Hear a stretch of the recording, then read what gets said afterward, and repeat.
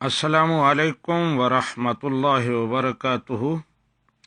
مکہ شریف سے دل پذیر صاحب نے سوال بھیجا ہے کہ اسکائپ پر ہونے والے نکاح کی شرعی حیثیت کیا ہے؟ کیا وہ نکاح شرعاً قابل قبول ہوگا یا نہیں ہوگا؟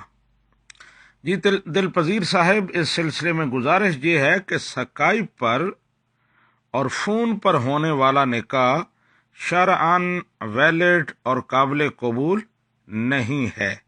یہ نکاح ٹھیک نہیں ہوگا، اس لیے کہ نکاح کے اندر ایجاب و قبول میں اتحاد مجلس شرط ہے، یعنی ایجاب و قبول ایک ہی مجلس میں ہو۔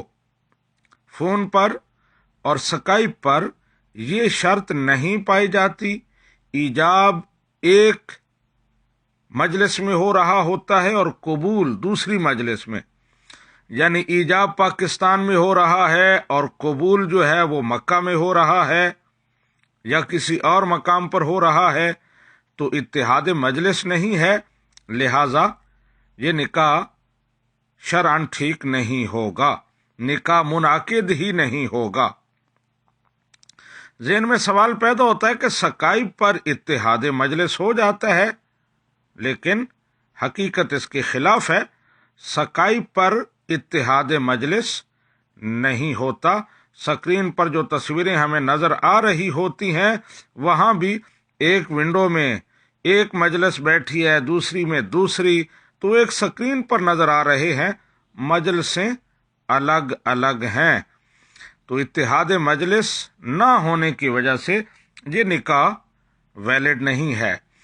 اگر ایسی کوئی مجبوری ہو کہ مرد ایک ملک میں رہ رہا ہے، عورت دوسرے ملک میں، اور نکاح کرنا ہے، تو پھر اس کی جائز صورت یہ ہے کہ مرد فون پر یا اسکائپ پر کسی بھی طریقے سے اپنا کوئی وکیل وہاں مقرر کر دے جہاں عورت ہے، اور وہ وکیل جو ہے وہ مرد کی طرف سے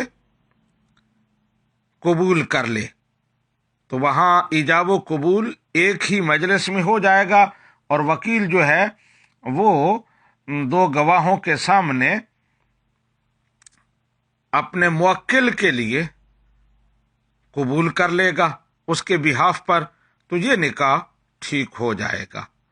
ھذا ما عندی واللہ اعلم بالصواب۔